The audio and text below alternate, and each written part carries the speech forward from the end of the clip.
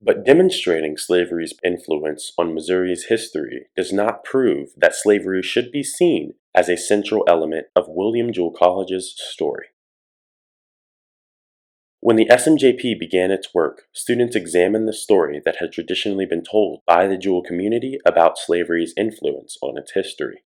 In 2020, students read the college's official histories that had been published up to that time.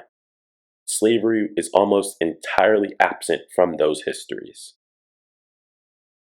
The first, written in 1893 by Jewell professor James G. Clark, provided not a single reference to slavery's influence on the college. Clark was a native Virginian who served in the Confederate Army, as did many other Jewell professors.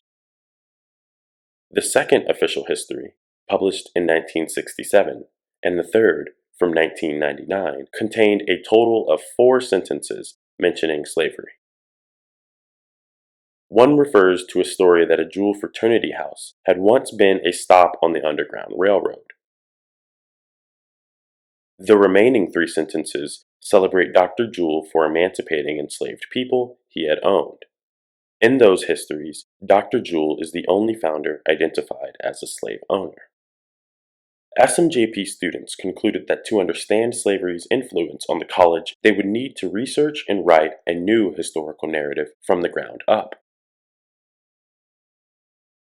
In August 2020, they began to do so. They worked to gather as much evidence as possible regarding what Jewell's founders said and did in relation to slavery. That work proved to be unexpectedly challenging in one important way. During the 2020-2021 school year, in the fall semester of 2021, students were unable to gain access to the college's archives. SMJP students overcame that obstacle by conducting research at the Kansas City Public Library, archives in Clay, Boone, and Jackson counties, and researching online with the help of the State Historical Society, Missouri State Archives, and archivists from across the country. In October 2020, an SMJP student drove to Boone County seeking records that would illuminate Dr. Jewell's connections to slavery.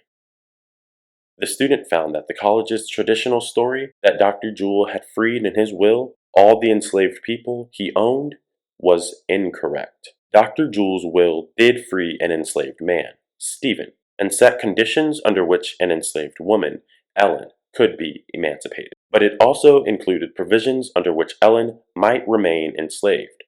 Most importantly, Dr. Jewell ordered that even if Ellen were freed, her children would remain enslaved by the Jewell family. The student also located the major document used as the source for the 1967 College History section on Dr. Jewell. In that speech from the 1930s, a paragraph regarding slavery cast Dr. Jewell as an anti-slavery figure. It highlighted his emancipation of 4 enslaved people that he owned. It emphasized his leadership role in the American Colonization Society's Missouri branch. But there are problems with this story. Describing the ACS as an anti-slavery organization is misleading. In the view of 19th century African Americans and white abolitionists, the ACS was effectively a pro-slavery organization because it sought to deport free blacks from the United States.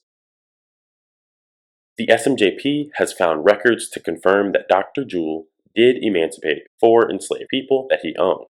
Doing so was a very rare act among Missouri slaveholders. It is to Dr. Jewell's credit.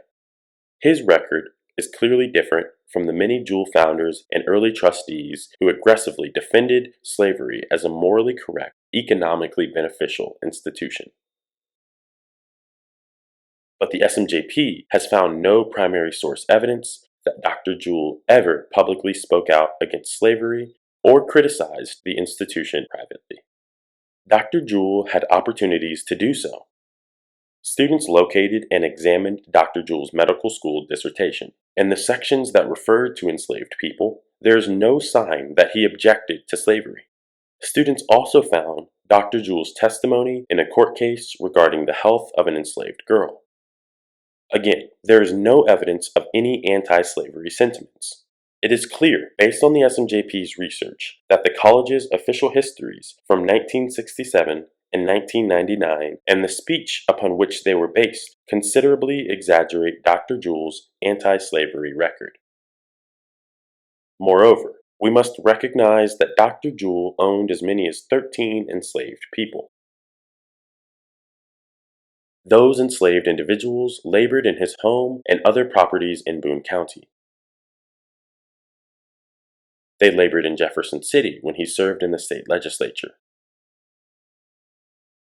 They labored in Liberty while Dr. Jewell served as the commissioner superintending the construction of Jewell Hall. He derived economic benefits from holding those individuals in slavery. It is self-evident that some degree of wealth he used to found the college was generated by the labor of enslaved people. Telling the uncompromising truth about slavery in William Jewell College requires telling the uncompromising truth about slavery and Dr. Jewell. In the college's telling of its history, Alexander Doniphan is presented as Jewell's second most important founder. He was a crucial figure in convincing Missouri Baptists to establish their new college in Clay County.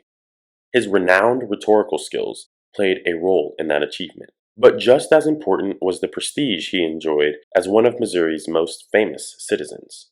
His exploits as a leader of Missouri's forces in the Mexican-American War and his significant contributions to U.S. victory made him a nationally recognized war hero.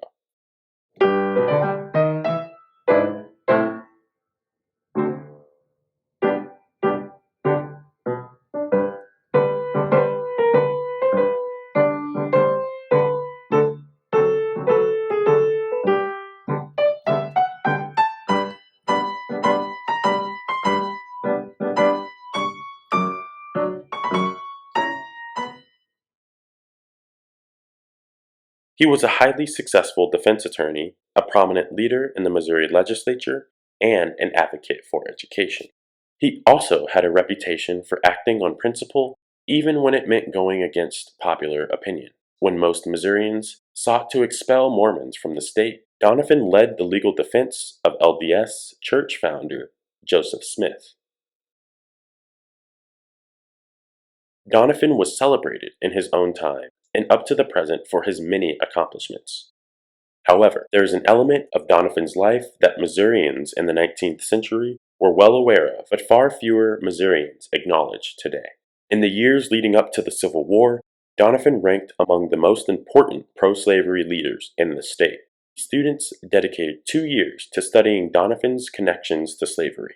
The time required was so extensive because Doniphan's dedication to slavery is so well documented. Doniphan's ownership of enslaved people has been proven. He undoubtedly benefited from the labor of many more enslaved people held in bondage by his wife's wealthy slaveholding family. The work Doniphan did to protect slavery was dedicated and wide-ranging. While serving in the state legislature, Doniphan advocated for the state law that criminalized expression of abolitionist views. In the 1840s, he served as legal counsel in a freedom suit case involving a free black man who had been kidnapped into slavery in Maryland and then sold in Missouri. When the illegally enslaved man sued for his freedom, Doniphan represented the slaveholder, Jewell founder J.T.V. Thompson, who sought to keep the enslaved man in bondage. But Doniphan's most dedicated work in defense of slavery took place in the 1850s. In 1852, he spoke out in favor of the fugitive slave law. In 1855, he became a director of the Clay County Pro-Slavery Society, raising funds to send pro-slavery settlers into Kansas and ensure that it would become a slave state. Those settlers used violence and fraud to establish a pro-slavery territorial government. The slave code it adopted demonstrated the values pro-slavery Missourians were fighting for.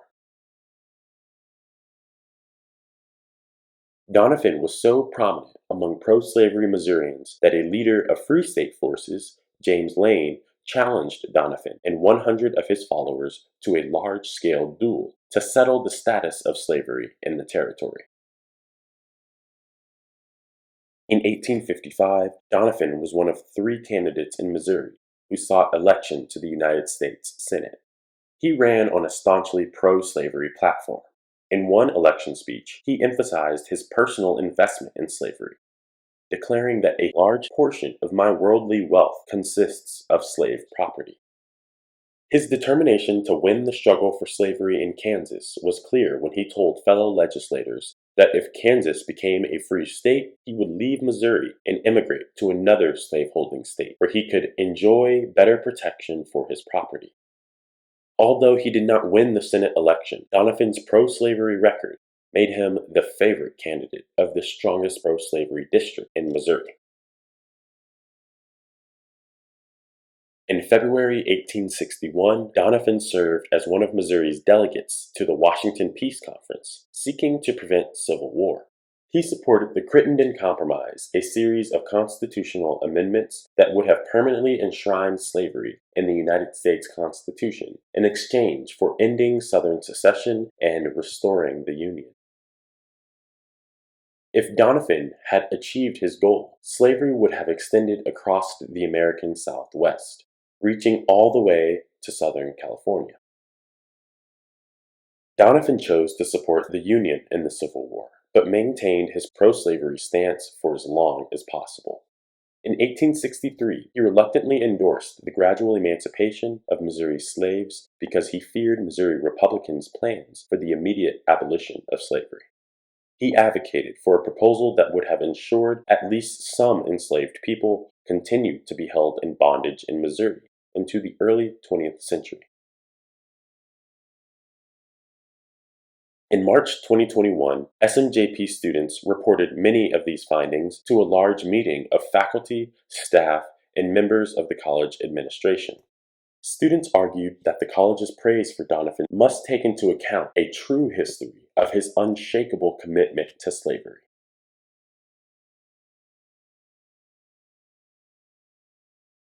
Documenting connections between Jewell's founders and slavery, especially slavery's influence on the wealth used to establish the college, requires research far more extensive than examining only the records of Dr. Jewell and Alexander Doniphan. SMJP students gathered slaveholding and financial data for every trustee who served on the board from 1849 to 1865. They learned that 51 of 57 trustees were enslavers. J.T.V. Thompson, the trustee who donated the land for Jewell's campus, owned 39 enslaved people in 1850. Roland Hughes, president of the Board of Trustees from 1849 to 1855, owned 33 human beings.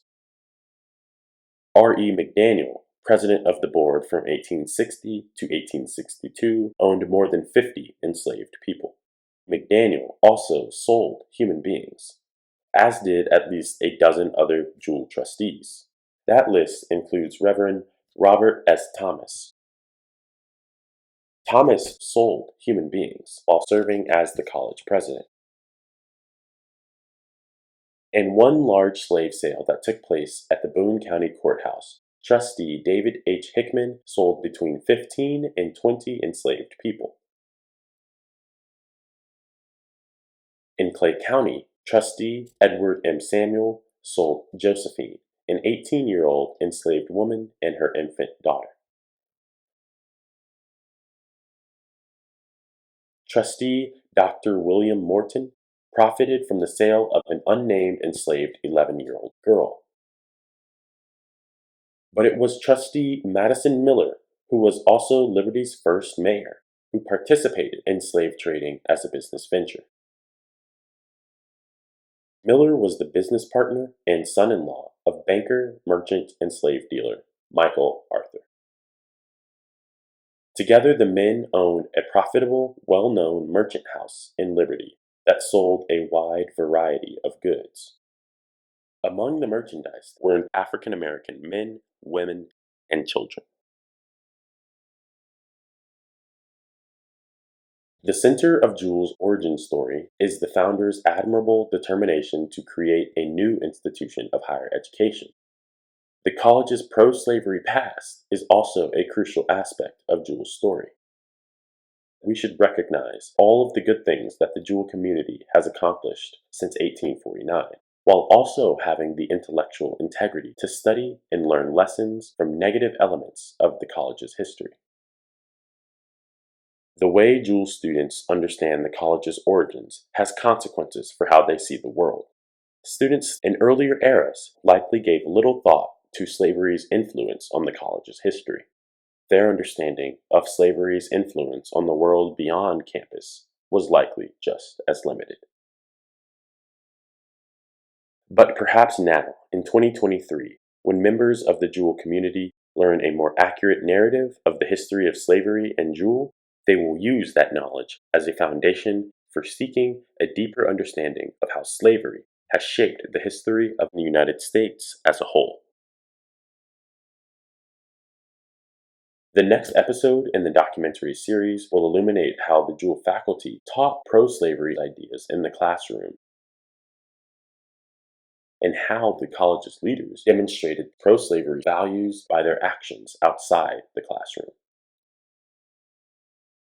The third episode will tell the full story behind slavery in Jewell Hall, with a focus on enslaved people whose coerced labor played an exceptionally important role in constructing the college.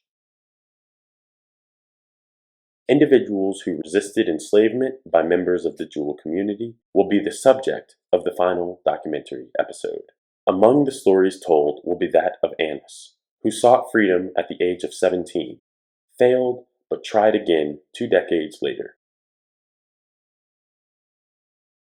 Stories of men who had been enslaved by Jewell founders, but who fought back by serving in the Union Army's U.S. Colored Troops regiments will also be told. Educating the Jewell community about these many untold stories of slavery and resistance must be at the foundation of any meaningful reckoning with the college's pro-slavery past.